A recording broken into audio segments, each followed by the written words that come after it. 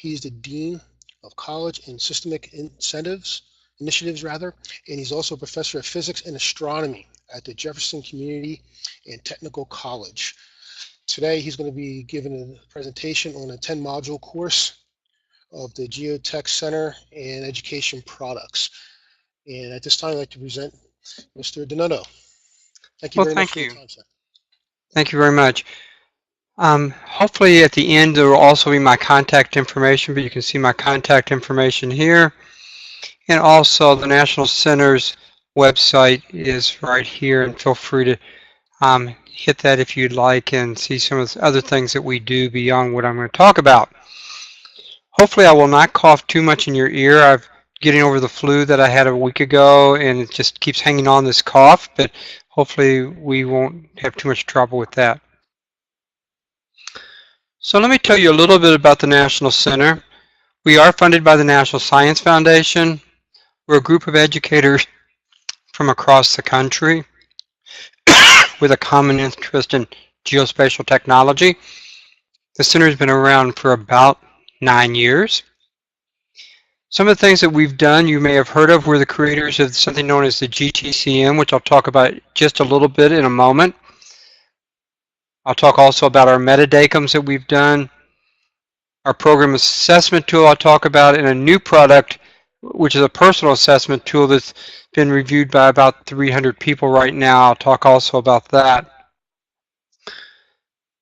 The key component I'm going to talk about today will be the model courses, and I'll talk a little bit about some of the professional development we do, and I'll hopefully remember later to remind you about this, but our GeoEd conference will be in June this year, 5th, 6th, and 7th. Registration is open, and you can register from our website. You can see some of our partnerships we have. I'll talk a little bit about the national map near the end, and then a little bit about our syllabus repository. So that's a little bit about what I'm going to talk about, and I guess also some things about our new development, which is a practice exam with the annotated solutions. We'll talk about that, because that's a big new piece that we've been spending a lot of time on, so we'll talk a little bit about that. But let me start with talking about the Department of Labor competency models. So a competency model looks something like, excuse me, what you're seeing on the right here. There's 9 tiers to a competency model. We only worry about the first 5 tiers, and here's sort of the way it goes. It goes personal effectiveness, foundational skills, industrial related, and specific occupation type skills. And we were really mainly concerned with getting that base person there, but our field never had a competency model till about 2010. It's been recently updated, or 2014 in the fall we updated it, and we hope to update it this year if everything goes as we got planned. You'll see a hyperlink here to take us to the competency model of the Department of Labor directly. Department of Labor has lots of different competency models. This is the GTCM, which is the Geospatial Technology Competency Model. And you can see this is those personal skills down here on the bottom. It's probably very hard to read. Much easier if you go to the Department of Labor's website. You click on any one of these boxes and it'll bring up more information, which I'll show you like what that's like. So we have the academic preparation area and workplace preparation. Then we have the general geospatialist, what everybody in geospatial needs to know. And then finally we have some specific sectors for the industry. But this is critical because this didn't exist, and you really can't write competency education and competency-based courses unless you have a set of competencies. And our field did not have a set of technician-level competencies, and so that's when we created was this technician-level competencies model. At any point along my talk here today, feel free to type me information in the chat window, and I will try to answer those as I go. So if you click on any one of these boxes, what you're going to get to come up would be something that looks like the following. Position and data acquisition, and it gives you some critical work functions that somebody in GIS, geospatial, should know about position and data acquisition. So we get sort of a thesis statement here, and then we get some specifics. And of course I've cut this off so you can see it's only a piece of the whole But every one of those areas in that pyramid, if you click on it, will give you that same type of information. And we'll show you how we use this information in just a few moments. When we did our revisions in 2014 to this, we had over 200 people excuse me, look at each of the tiers. So each of those tiers was looked at by at least 200 people in the industry. So the GTCM is a descriptive foundation. It's a set of tools that were used in part to develop the questions for the GISP exam, and I believe Bill Hodges recently spoke to your group. And so the GTCM was one of those tools. USGIF, the United States Geointelligence Foundation, developed what's known as the Essential Body of Knowledge in 2016, and the GeoInt uses the GTCM as one of its tools. And our curriculum is based upon this. And so as we talk about the Center's model curriculum, one of the bases of it is the GTCM. It's got the industry that has said this is what you need to know to be effective in the industry, but we needed to go beyond that. We needed the exact skills, and one of the ways we did that was we put together DACMs. And if you're not familiar with a DACM, DACMs are a way of developing curriculum. DACM stands for Design a Curriculum. And you bring people into a room, and these people spend a day and a half, and all they do is talk about what they do for their job. And after they've talked about what they do for their job, then you try to correlate that all together. And now the DACM panels are normally local individuals. So we did DACMs all across the country, and then we put them together in what was the commonalities.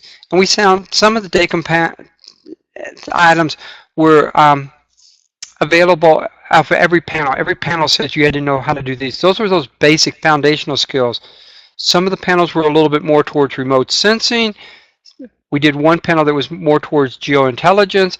So we took all this information, we made this into a metadacum. So we have the GTCM, we have the metadacum of what people told us. And from that, we developed what was called a program content tool. So we didn't come away with just 2 or 3 or 50 items. We came away with over 300 discrete items between the GTCM and the metadacum. And we put this into a spreadsheet. And we then looked at what depth level everything was needed that was listed here. So we developed these, and then we looked at the depth level, and obviously the same concept might be brought into more than one course. And as part of that, we developed course titles, which we'll get to in just a moment. So in an introductory class, you may have lots of things, but they're only superficially hit. But yet in a data acquisition course, certain things are hit to an expert's level, but it was only an introduction level when you looked at it in the introductory class. So we used this to help develop this curriculum. And I'm just trying to lay the foundation for the curriculum so you understand how we went about it. So lots of research, brought panels of people together, had 50 educators in Louisville, for example, just to talk about what should be in these courses. As I said, we had 300 plus prompts. We used a modified Bloom's taxonomy, a scale from 0 to 4, which 0 basically, this is not an important component for this class, or shouldn't even be taught in this class. To a 4 meaning it's an essential component and needs to be covered in depth. So now you have these 300 prompts, you know the depth level, and we also developed a list of course titles. And so from that, we could then now put together what should be taught in a course. So here's what the spreadsheet looks like. You can see across the top here, these are different courses, maybe a little hard to read. So we have an intro class in the first column. The next column has a spatial analysis class, a data acquisition and management class, a cartography class, an introduction to remote sensing, an introduction to geospatial programming, and an excuse me, and an introduction to web mapping. So those were the courses we developed, along with things like capstone courses, and I'll give you the full set of titles in a moment.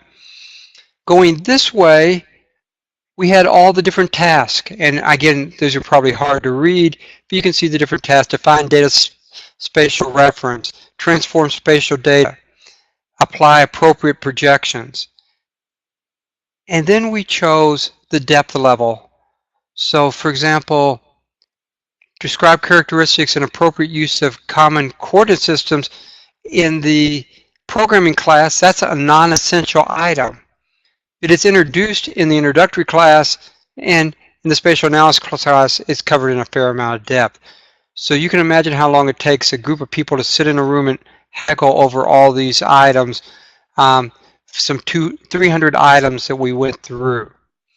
We figured out which classes and what depth level everything should be covered at, and came up with 10 course titles. Here's the 10 course titles that we came up with. If you count, that's only 9. There's a general introductory class for non-majors that we also developed from this, which is not listed here.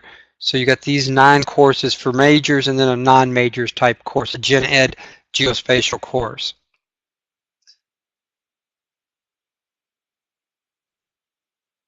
Initially, what we wanted to do was just to have a syllabus or a document that you could take and actually take this course and get it approved by the college through your curriculum processes. And these courses were developed for 2-year college technologist programs, but they are used by 4-year institutions, and there are also a few places using them in a high school curriculum. So we wanted first just to know what's there, what depth level things are at, the information that you basically give to a curriculum committee. That's the first thing we did. After we did that, we then developed a turnkey level course. And what we did was we chose authors from across the country, and these authors basically wrote a complete class. This included PowerPoints, Word documents, quizzes, assignments, everything that you might have in a course. We developed those documents. And we make those freely available. We do not charge for any of our work as long as you designate where the work came from. We don't charge for any of this work because this is taxpayers' dollars that fund what we do. So you can see here that we had these 10 courses. And so how do you access them? Well, you access the 10 courses through our website. You go to our model courses, and you'll see a list of them there. And then we give you sort of a teaser, enough information to be a little bit dangerous on this, and then we give you the ability to link to the full course. We do keep the full material behind a password, and we're having a little bit of issues with our business office. So right now, to get that password, you need to contact me directly. Normally, you can just put it in and it works for you, but we need to pay a renewal, and the renewal's out of the United States, and my business office doesn't want to really deal with it. So we're now looking for a new methodology to use, but that should be cleared up in the next few days. So once you have the password and you click on it, we take you, excuse me just for a second, we take you directly into our Google Drive. And so as we change things, you get the most up-to-date information. You can see some of the things here, and again, it may be a little hard to read, so I'm going to read these to you. We have assessments, assignments, course outline and syllabus, lecture with voiceovers, lecture material without voiceovers, so if you don't want to use our voice but you want to use our materials, projects for the students, readings for the students, which may be stuff we've written, it may be stuff that was written by others, it may be references out of textbooks, and we have study guide materials. So this is the type of material that you get when you choose to use one of our model courses. Well, normally when you see something like this, it's put together in a PDF type format because we don't want any changes to occur. This is typical. And while there are PDFs here, we also put them out in native format. So we put them out in a PowerPoint or Word document, whatever is the appropriate format. Videos are on YouTube in general. And we give it to you in formats that you can then repackage it for your own use.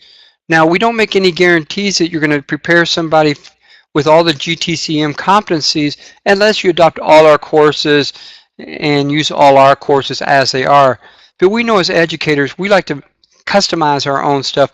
And so therefore, that's why we put everything out in a Word and PowerPoint format, open source videos to use. So you can use as much as you want. You can use it all, or you can use just a small smattering in things. We also don't expect anybody necessarily to use all 10 courses, or all 9 courses actually, for the certificate program or for an associate degree, because you might be a great cartographer, but you might be a little weak in your remote sensing. So you might use more of our course for remote sensing and less of our course for cartography. So again, customize what we've done to whatever is appropriate for you. So let me stop for just a moment here and ask if there's questions you'd like to ask at this point before I proceed forward.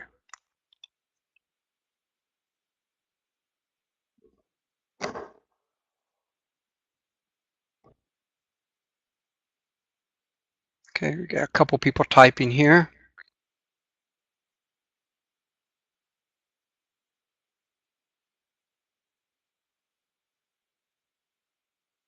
Okay, but that wasn't a question. So, okay, we'll move on to the next piece. And again, type questions as you go, and I will try to occasionally glance down at the chat window. One of the things that I've always been concerned with as an educator is the fact that we use arbitrary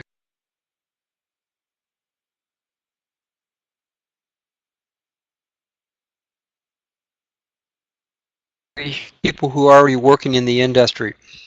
So for example, we choose a course to start in January or in August, or maybe in the summer, or maybe you even do something like an 8-week class. So you start classes in mid-semester, but that's usually about the best as educators as we do. Well, here at my college, which I'm at Jefferson Community Technical College in Louisville, Kentucky, we decided that we wanted to change that process. And so we're doing this in 2 fashions. One, we're modularizing the curriculum. Registrars hate that. They like nice 3 credit hour classes. We're doing fractional credit hours. So you might have a course that is 4/10 of a credit hour. You might have another course that is 8/10 of a credit hour. So we're chunking the material down into a much smaller, compact area. Most of the courses don't go over 1 credit hour. Each of the courses has a pre-assessment. So you take a written test. If you score 90% on the written test, you can go to the final assessment for the course, which in my cases, they're all case studies. You complete the case study at 90%, you get credit for that module without ever having to go through all the rest of the stuff that's in the module. The reason behind this is, why should you sit and have to repeat stuff that you already know how to do? So if you can prove that you have that expertise at the 90% level, you can pass out. If you don't have the expertise, so you get less than a 90 on the pre-assessment, you go through the traditional coursework, everything's online, and then at the end you do a case study and you receive whatever grade is appropriate, and you move into the next module. At this point, all the GIS classes that we're doing are all going to have 3 modules, but they're not equal credit hour modules. So one area might be 8/10, another one might be 1.2 because of the depth of the material. The other piece to this that we're doing is every Monday morning, a new section of the class starts, which is completely crazy in lots of ways. But why should you wait till, if you're in the 1st of February, why should you wait till the summer or more likely the fall till that class is offered again? It's better to have that class offered right when you need it. And so this just in demand time, this just on demand type learning is a new piece that we're working on. Everything that we've created is based upon the work of the National Center, and we've made everything on our modifications, Creative Commons. So again, this material is available freely for people to use as long as you use the appropriate Creative Commons and note that we are the people who did this. So we have these pieces. We developed the model courses, but then at Jefferson we're trying to offer them in a new way. This slide actually should be more like March. We're still in the complete approval process, so we haven't got a word to go for the first course yet, but that should be coming in any day now.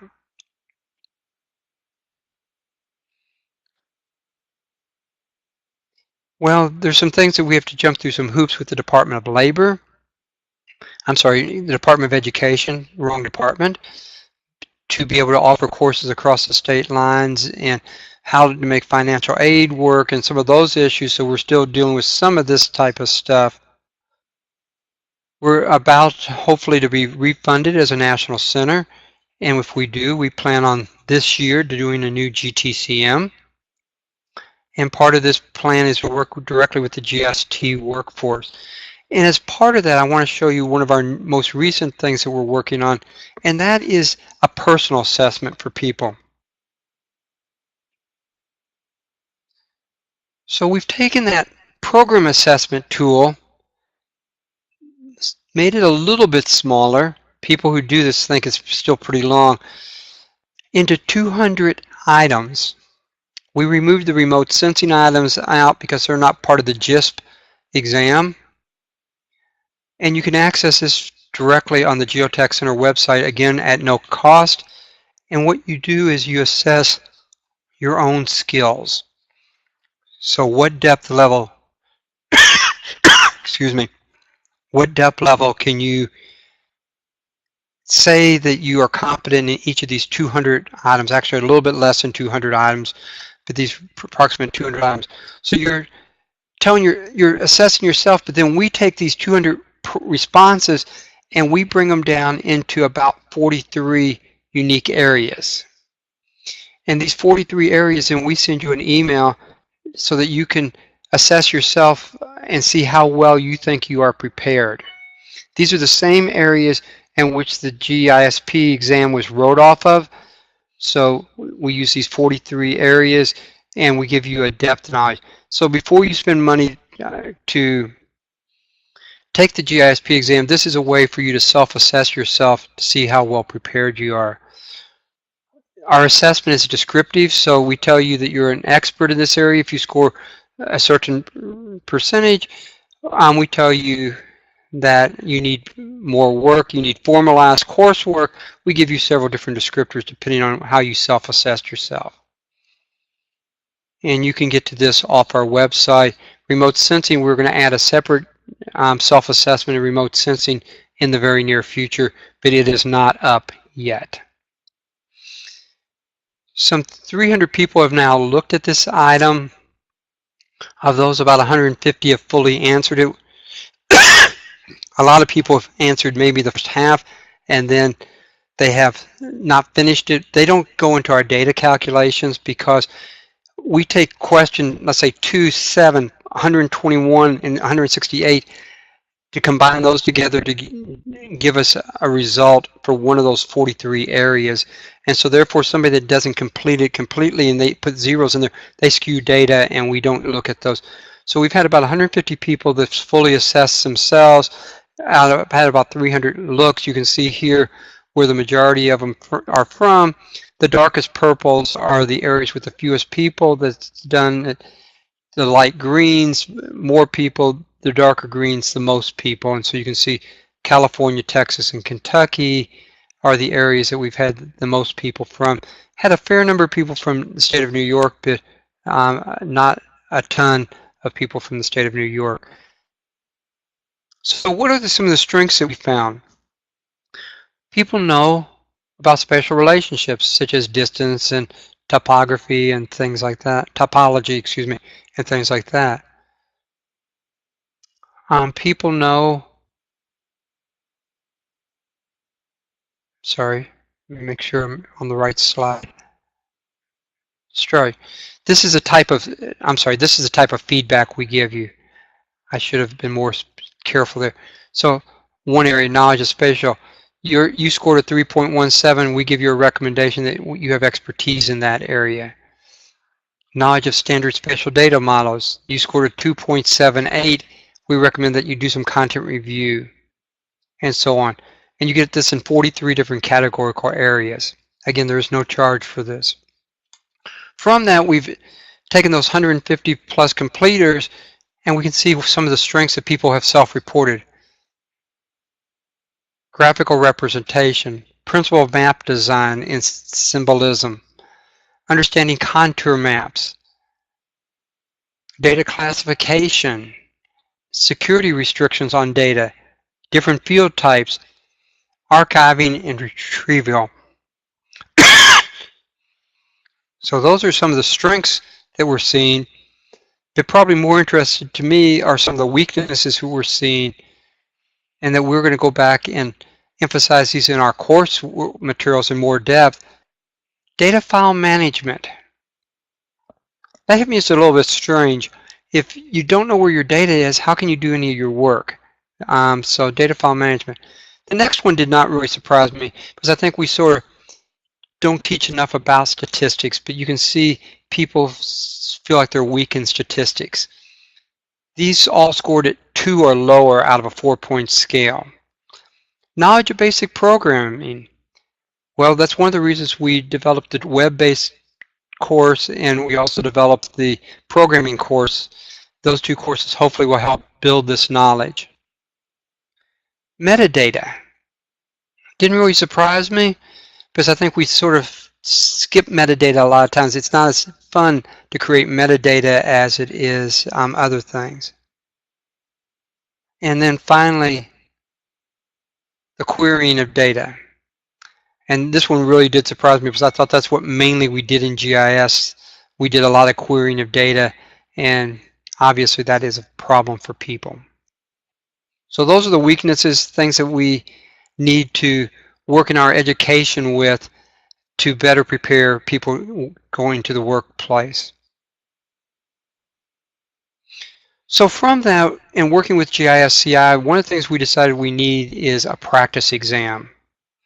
So we have now developed 120 questions. They are not yet available, and there will be a fee associated with these, we believe. But here's an example question.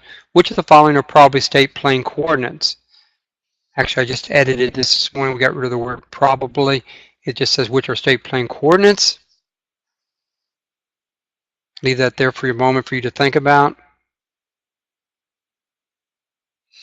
And then what we'll have for people after they do this 120 plus questions on the practice exam, we'll have a descriptive understanding of both the correct and the wrong answers. So this is the answer, annotated answer part for that question that you just saw. And as I said, we have about 120 questions right now that we're working on. And so you can see the first one says it's a street address. It explains what you might use do it with a street address. Next one is latitude and longitude in a digital format. The next one's UTM. D was the state plane, and E is not a coordinate system. So you can see some of the stuff that we're working on.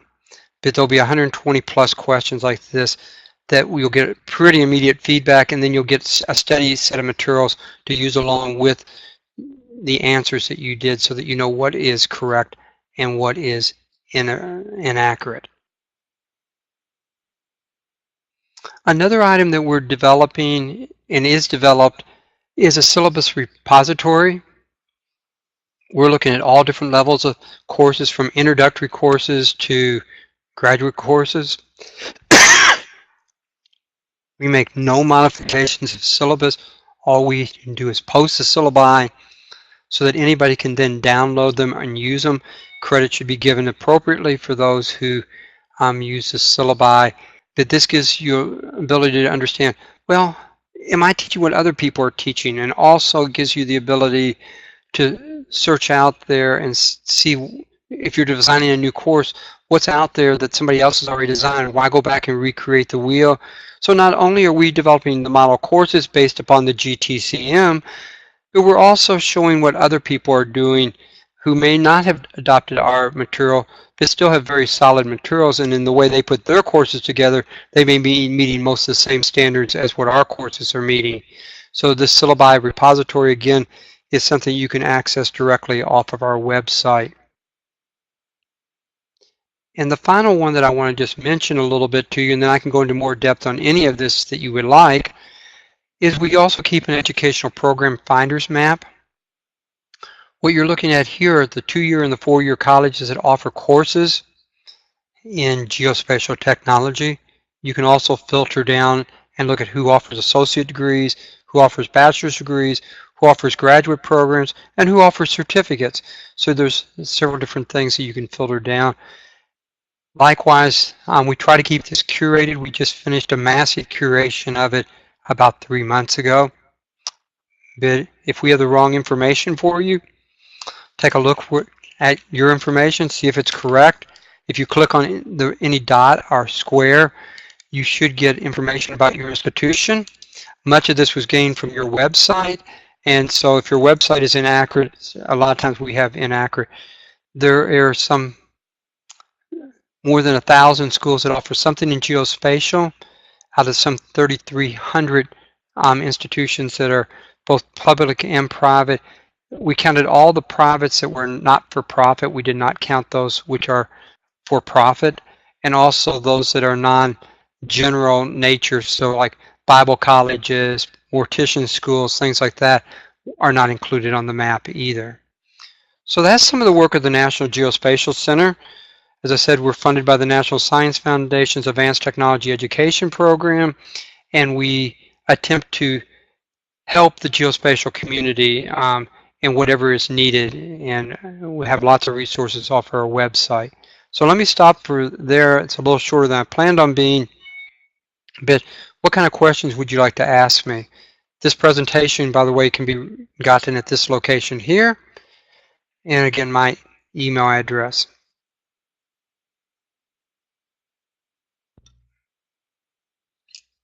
If anyone has a question, please type in the chat. Oh, Vincent, how often is the modules, the data in there, how often are they updated? Well, some educators wouldn't say that we're doing it too often. So, for example, each of these courses have different authors. And if that author comes across something new that they think should be in there while still meeting the GTC and the DACM standards, they're changed. So, like I know on my own 2 courses, I developed the Python course and the web mapping course.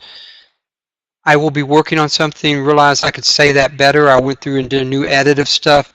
I'll make the changes in those file folders, and those changes will appear immediately. So as soon as I do a save, you're looking at our live file folders. We're not showing you folders that are been archived or something like that. We show you the live information. As soon as we make a change, it appears and is ready for you to use. Now, we suggest probably for educators to download information at the beginning of the semester so that changes don't cause you any problems during the semester. But if you want to use our folders on a live basis, since they're read-only, you can do that type thing if you would like. Excellent, thank you. Okay, Alex, starting courses every Monday, would once every month make more sense? Possibly. Let me explain to you why we're doing them every Monday. At this moment, because of Department of Education requirements, no matter when you start the course, you must finish it at the end of the semester. These are some of the things with financial aid, and being a 2-year college, financial aid is critically important for our students.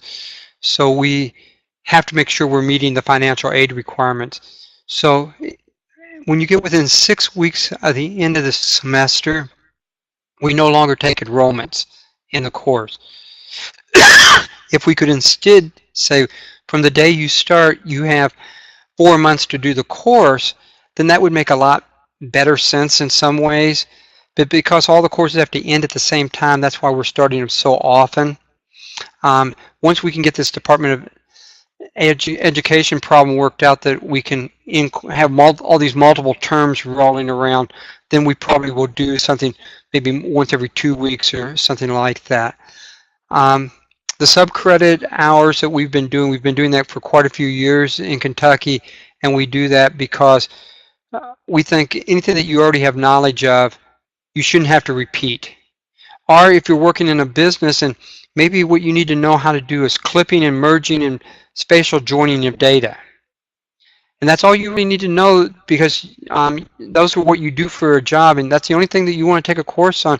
You should be able to take a course on just that and not have to go through some type of continuing education. You can take a course for regular credit. Hopefully we catch you when you get in that course and you find out, oh, I can really do this stuff.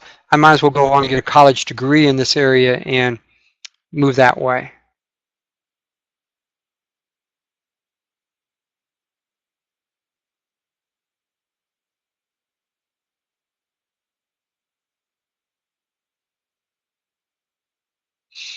Okay, what about time and seat hours? We still use the typical 16-week semester. So if we assume it's a 3 credit hour class with no lab, that means the course meets for somewhere in the neighborhood of 48 hours.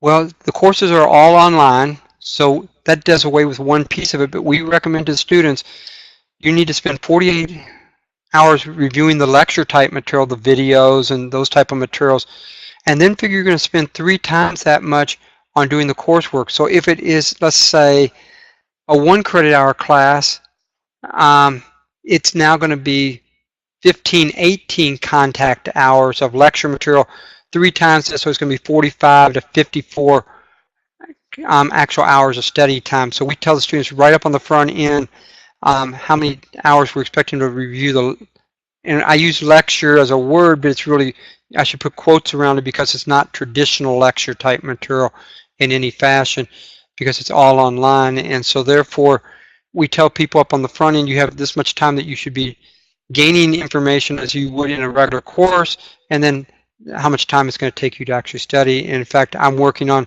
the intermediate class right now, or just about have it finished actually, and we were looking at contact on different parts of the course. So we tell students down to, okay, this topic on georeferencing, figure it's going to take you 480 minutes to learn this topic. So we break it down into that level of granularity.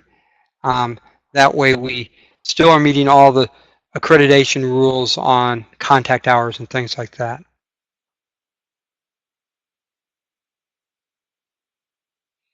How do the students like this format? I can answer that 2 ways, Andy. We've been doing this in other informational technology areas such as Cisco networking, and it's not for the 18-year-old. The 18-year-old needs us to constantly be telling them when things are due in general. And I think most distance learning classes are not really super for the younger learner, but for the more self-directed learner, they've loved what we've done in information technology.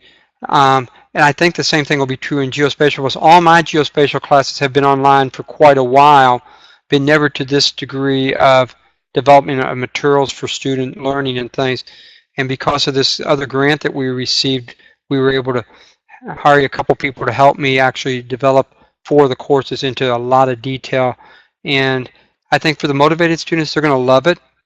For somebody working in the field who needs some type of formal knowledge where they can test out of what they know and take what they don't know, I think it's going to be an outstanding situation.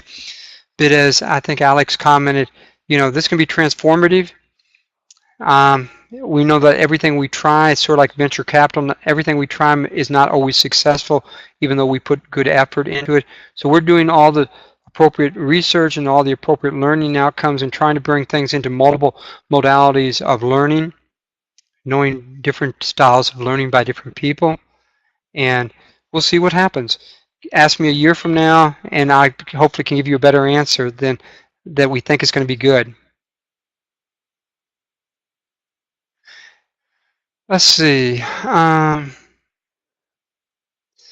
So who can take this? Well, we can't advertise it outside Kentucky, but anybody can enroll in our courses. as long as they jump through the appropriate hoops. We're right now working with the Department of Education to, because the Department of Education right now says you cannot really recruit students across state lines unless you have some reciprocity agreements. We're working on that right now, and hopefully we'll have some of those reciprocity agreements done before May. And at that point, items will be available to everybody, no matter where you live. At this moment, anybody can take stuff, but we just don't advertise it outside of what we do in Louisville or in Kentucky.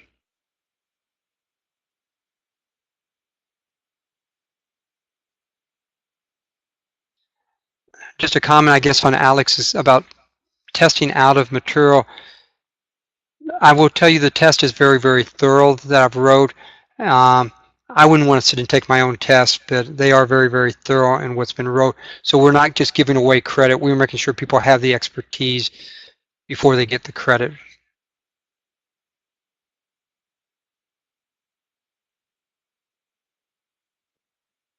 I agree. You know, if you can prove to us that you have content knowledge, I think as a college, it's our job to give you some type of a credential for that. And so I really don't care where you gain the knowledge from, as long as you can prove that you have expertise in it. And that's why we went with the 90% level, which is, I know, very, very high, but that's why we went with the 90% level. Ryan asks, do preparing courses make you use a specific platform or GIS? To do the actual courses, it does have a specific platform, but it's sort of like learning a foreign language. You have to have a platform to work off of. So we are an Esri shop. We plan on taking the Python class to be more open source down the road, but we are using desktop right now. At some point, we might switch into ArcGIS Pro, but at this moment, we are an Esri shop. To take the test and to pass the test, there is no software required. So you can take the pre-test for the course and pass it without any software specifics, but then to learn the content, it is software specific.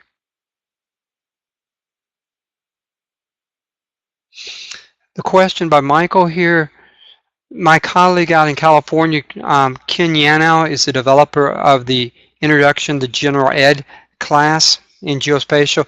He finds that it's the biggest tool that he has for getting students into his geospatial program is getting students who just take the general GIS Gen Ed class, and then they get hungry about what we do and they want to go on and take more classes.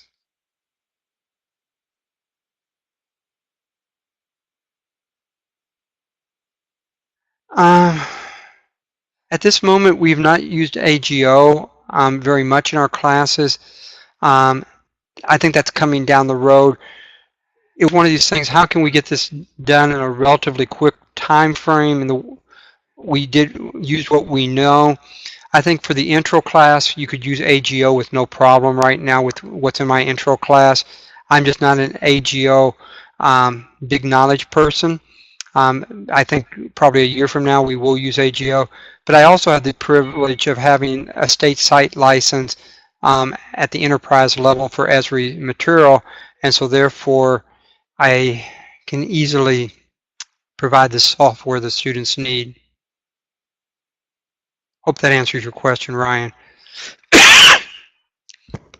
I think all the work we did could easily be done in QGIS. In fact, that's one of the things I want to do with the Python class is do some of the commands in QGIS and some of them in using ArcPy. And of course, there's two versions of ArcPy. One's a 32-bit version, one's a 64-bit version, and they don't necessarily cover, are not a one-to-one correspondence, but we hope in the Python class, probably by summer, if not by summer, by fall, to have a few QGIS commands on there just to make sure that people see another piece of software, especially another piece of an open source piece of software in the Python programming.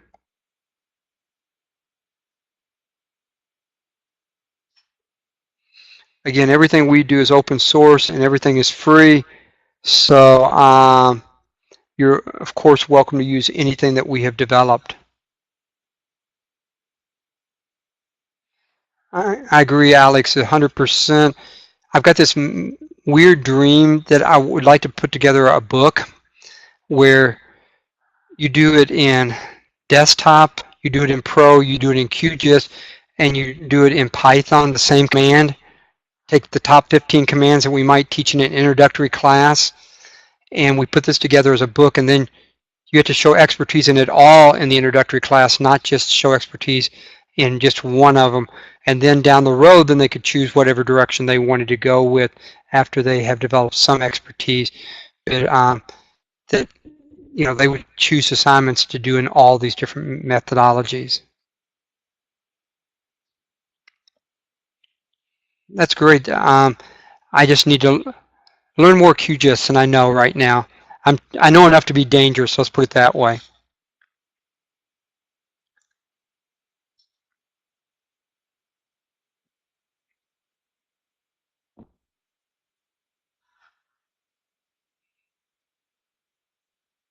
I guess I should throw out a plug for our GeoEd conference. GeoEd conference is the 5th, 6th, and 7th of June. For educators, we have stipends. The conference will be on the 7th, and the workshops will be on the 5th and 6th. We call the workshops exploratoriums. The reason we call them exploratoriums is we don't feel like in 4 hours we give you enough to be an expert on anything, but we give you enough to make you dangerous. So right now there are 3 exploratoriums that are open, and the conference is open. Just go to the geotechcenter.org. You'll see right in the middle of the page about the GeoEd conference, and you can sign up. And again, for educators, we can provide stipends, and there is a form for you to fill out for stipends.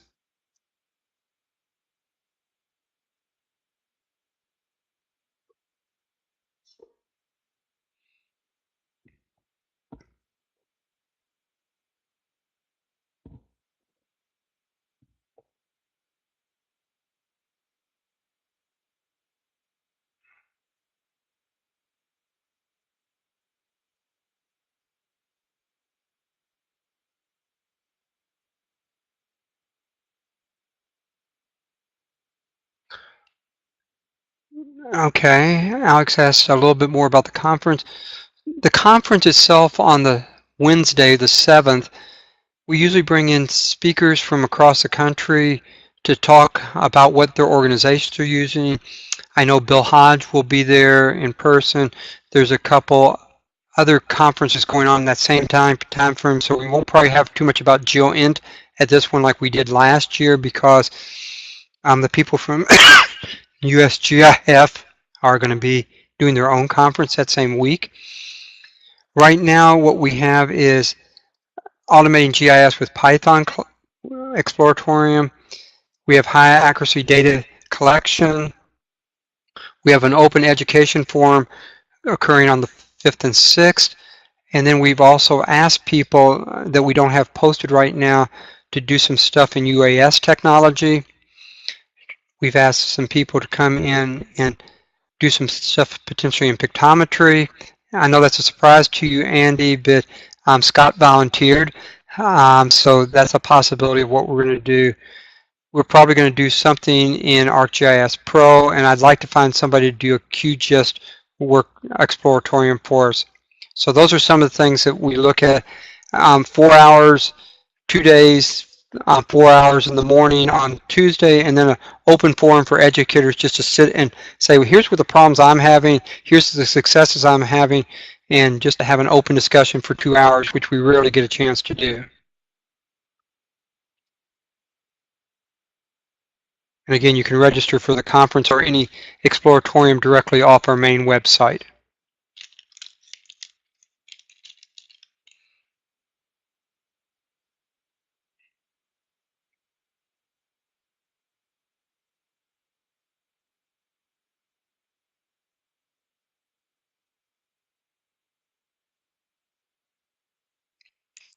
And anybody that wants to submit a workshop or exploratorium, feel free to submit one directly to me via email.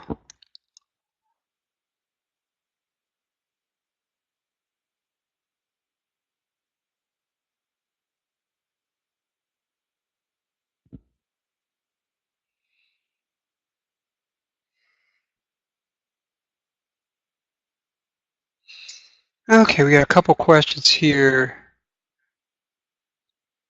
Okay, actually, Michael's got to go to class. Digital badges. If we get refunded, digital badges is one of our top priorities. It's things that we're going to be developing. I'm a big believer in digital badges. So if you go back to my modularized courses, you could think of each one of those pre-tests as a potential badge. And so badges with credit or badges without credit, it doesn't really matter to me, as long as you can prove expertise in some fashion.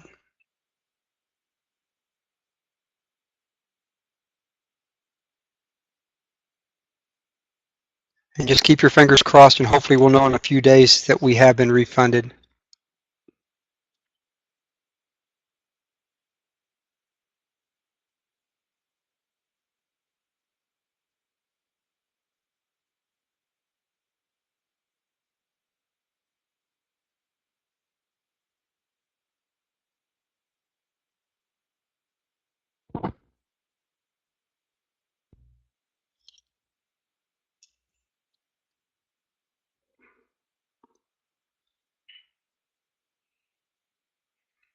Okay. I don't think we have any more questions there. No, it doesn't seem like it. Seems like it's wrapping up here. If anyone does, please type in below. Also, there's a informative as well. This you can also retrieve and view this webinar via the New York State GIS Association website, and it will be posted on YouTube in the near future. If you'll send me the links to that, then I'll post it off of our website also. Certainly shall. Thank you very much for your time, sir. Very, Right. very informative, excellent presentation. Thank you very much for all the information that you provided. Thank you. And again, my slides are available off the Geotech Center website. And I hope everybody has a great day.